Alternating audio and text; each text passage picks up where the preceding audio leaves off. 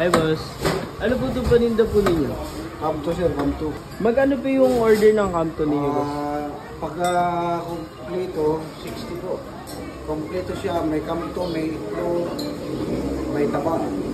Oh, isa nga po dun. Tokwa. Ito pa po siya. Opo, may tokwa. May itlog. Ano po yung itlog niya, boss? Adobo po, itlog. Adobong itlog po. Ito ang laman ng kamto. Kamto. Kamto. Kamto. 60 pesos lang po ito. Opo. May rice na po yan? May rice na siya. May rice na rin po. Oh, nice. Sabaw niya. Wow. Ano po ito? Pinakulo ang... Pinalambot talaga siya. Yung kamto. Okay, ilagay na natin. Dito para mas maganda.